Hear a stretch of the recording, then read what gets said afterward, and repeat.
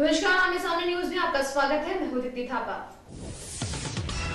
मध्य प्रदेश के जिला नरसिंहपुर में एक पिता ने अपने ही 6 माह के बच्चे को शक के चलते निर्मम तरीके से मौत के घाट उतार दिया। आरोपी पिता को शक था कि ये नवजात शिशु उसकी संतान नहीं है और इसी के चलते वो मानसिक रूप से परेशान रहता था।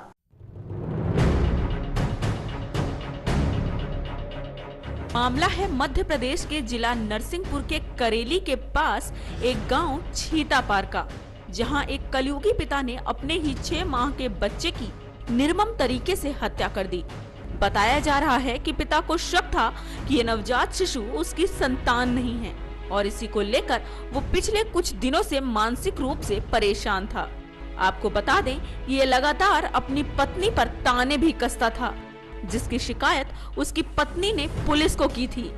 इसी बात पर आरोपी अनिल कहार गुस्से में आग बबूला हो गया और उसने ना आओ देखा ना ताओ गन्ना काटने वाले हथियार से अपने ही नवजात शिशु की हत्या कर दी।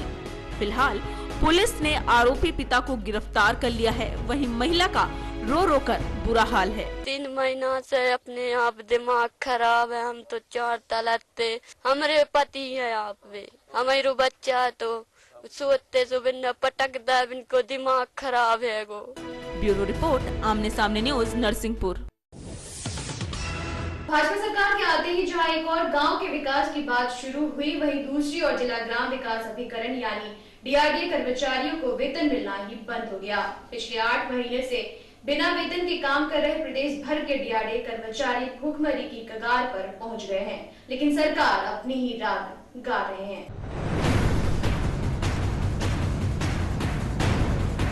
भाजपा की केंद्र सरकार में आने से देशवासियों को जरूर लगा होगा कि अच्छे दिन आ गए हैं, अब विकास की बात होगी। लेकिन यूपी के जौनपुर समेत प्रदेश भर में ग्राम विकास अभिकरण यानी डीआरडीए कर्मचारी पिछले 8 महीने से अपने वेतन का इंतजार कर रहे हैं।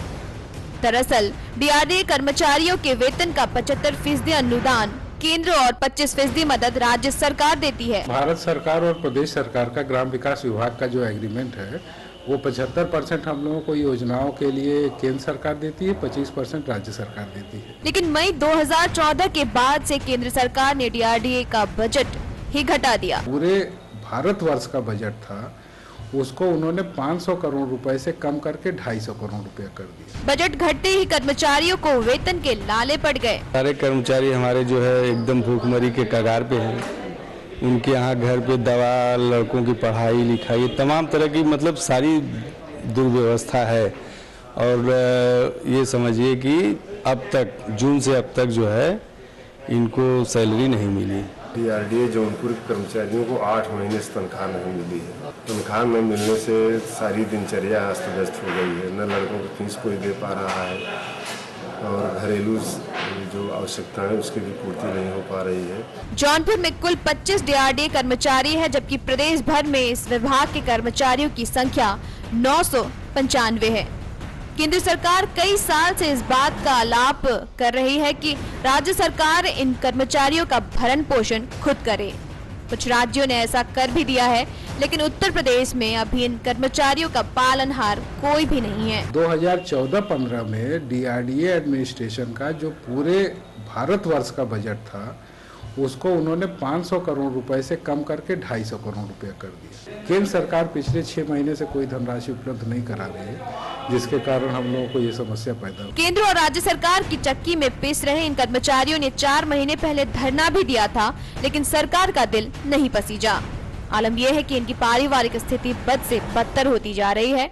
जिला प्रशासन भी इनकी खस्ता हालत के लिए केंद्र और राज्य सरकार को चिट्ठी लिखकर अवगत ही करा रही है। पिछले 8 महीने से तरस रहे डीआरडीए कर्मचारी इस आस में रोज दफ्तर आके काम कर रहे हैं कि आज नहीं तो कल इनकी तनख्वाह का कोई न कोई इंतजाम हो जाएगा।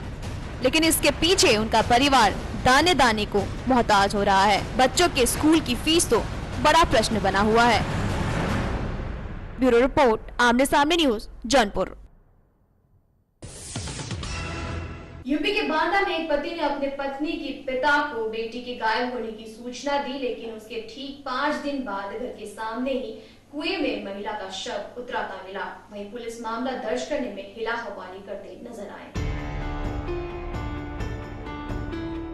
मामला है यूपी के जनपद का, जहां एक पति ने अपने पत्नी के गायब होने की सूचना उसके पिता को दी, लेकिन सूचना मिलने के 5 दिन बाद ही घर के सामने कुएं में महिला का शव उतराता मिला। महिला का नाम सुमित्रा बताया जा रहा है, जबकि महिला का पति कमलेश शक के घेरे में है। वहीं सुमित्रा की हत्या का मुकदमा दर्ज करने में हिला हवाली कर रहे पुलिस ने तब मामला दर्ज किया जब गुलाबी गैंग के कमांडर वहां पहुंचे। दरोगा करे अरे यार वो अपने मन से मर गई है, राजी हो जाओ, तो ये बेचारी रोने लगी और कई दिन गए और इन्हीं को हड़का के कि राजी हो जाने उठा के बंद। ये कोई दरोगा का हक है क्या राजी कराने का? फिलहाल घटना का खुलासा तो नहीं हो पाया है, लेकिन पति कमलेश की गिरफ्तारी की मांग की जा रही है। ब्यूरो रिपोर्ट, आमने सामने न्यूज, बांदा। वक्त चला है छोटे से ब्रेक का। ब्रेक के बाद देखेंगे कुछ अन्य खबरें। Politics, crime, sports. अगर इन खबरों पे है आपकी बारीक नजर, आपकी आवाज भी कर सकती है असर। बढ़ाएं अपनी आवाज का दायरा, बने आमने सामने न्यूज का हिस्सा। ब्रेक के बाद एक बार फिर आपका स्वागत है। यूपी के जौनपुर में शिक्षकों की पदोन्नति न होने पर विशिष्ट बीटीसी शिक्षक संघ ने बीएससी कार्यालय के सामने धरना प्रदर्शन शुरू कर दिया। वहीं इसी के चलते पठन पाठन कार्य पर भी असर पड़ रहा है। शिक्षक एकता जिंदाबाद, जिंदाबाद, शिक्षक एकता जिंदाबाद। उत्तर प्रदेश के जिला जौनपुर में शिक्षकों की पदोन्नति न होने से नाराज विशिष्ट बीटीसी शिक्षक संघ ने बीएसएस कार्यालय पर धरना शुरू कर दिया। शिक्षक एकता जिंदाबाद, जिंदाबाद। शिक्षकों के प्रदर्शन से पठन पाठन कार्य पर बुरा असर पड़ा। उधर शिक्षकों का आक्रोश देखते हुए जिला बेसिक शिक्षा अधिकारी कार्यालय छोड़कर डॉयट परिसर में बैठकर अपना काम धाम निपटा रहे थे। शिक्षकों का आरोप है कि प्रदेश के सभी जनपदों में पदोन्नति की प्रक्रिया पूरी हो चुकी है, लेकिन जौनपुर के बीएसएस शिक्षकों को परेशान करने की नीयत से प्रक्रिया शुरू नहीं हो पाई है और यह पदोन्नति लगभग 1.5 वर्षों से जनपद में केवल प्रक्रिया में है। शिक्षक नेताओं का कहना है कि बीएसएस टाल मटोल कर रही है। इनसे पूर्व भी लगभग 4 बीएसए आए और सब लोगों ने पदोन्नति का सिर्फ आश्वासन दिया और शिक्षकों की पदोन्नति नहीं की जा रही है। उनकी मंशा वो कहते हैं कर देंगे, सिर्फ अध्यापकों को उलझाना चाह रहे हैं, ढुलमुल नीति अपनाए हुए हैं। ब्यूरो रिपोर्ट, आमने सामने न्यूज, जौनपुर। देश तरक्की पर है, लेकिन देश का भविष्य पिछड़ रहा है। सरकार देश के भविष्य को सुधारने की बातें करती है, लेकिन क्या वाकई उन बातों में या कहे उन योजनाओं में सफलता मिली है जो सरकार ने बच्चों के भविष्य के लिए तैयार की है? वाकई ये बड़ा सवाल है। इसका जवाब इस रिपोर्ट में आपको दिखाएंगे, जहां बच्चे खुद बयान कर रहे हैं।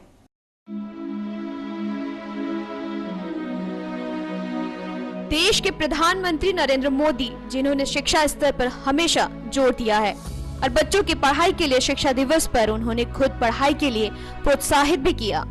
भारत सरकार द्वारा बाल कल्याण के नाम पर कई सारी योजनाएं चलाई जा रही हैं, जिनके क्रियान्वयन के लिए हर साल करोड़ों रुपए खर्च किए जाते हैं।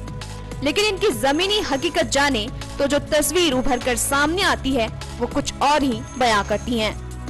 ये तस्वीरें उन बच्चों की है जो अपना पेट पालने के लिए दिन भर भीख मांगने और दर दर भटकने को मजबूर हैं। ये नरसिंहपुर के वो बच्चे हैं जो गांव शहरों में घूमकर गाना गाते हैं और इससे होने वाली आमदनी से अपना जीवन यापन करते हैं।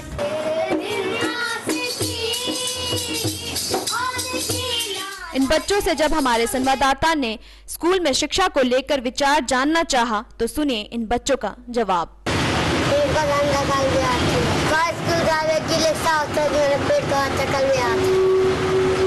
ऐसा सिर्फ मध्य प्रदेश के नरसिंहपुर में ही नहीं, देश में आज भी ऐसी तस्वीर आपको दिखाई देगी जहां नाबालिग बच्चे आपके आगे पीछे घूमकर, आपके कपड़े खींचकर, आपसे याचना कर खाने के लिए कुछ मांगते हैं। ये बच्चे पढ़ने की इच्छा तो रखते हैं, पर अपने पेट के आगे मजबूर हैं। ये बच्चे सुबह से लेकर शाम तक भोजन की तलाश में घूमते हैं। ये तस्वीरें सरकार द्वारा चलाई जा रही सर्व शिक्षा अभियान और स्कूल चले हम जैसी तमाम योजनाओं की पोल खोलने के लिए काफी हैं, जिन्हें देखकर ये समझा जा सकता है कि बाल कल्याण के क्षेत्रों से जुड़े सरकारी नुमाइंदे इन योजनाओं को अमली जामा पहनाने में पूर्ण रूप से असमर्थ साबित हो रहे हैं। ब्यूरो रिपोर्ट, आमने सामने न्यूज, नरसिंहपुर। इस बुलेटिन में फिलहाल इतना ही कल फिर मिलेंगे कुछ अन्य खबरों के साथ। तब तक के लिए मुझे यानी दीदी थापा को दीजिए इजाजत। नमस्कार।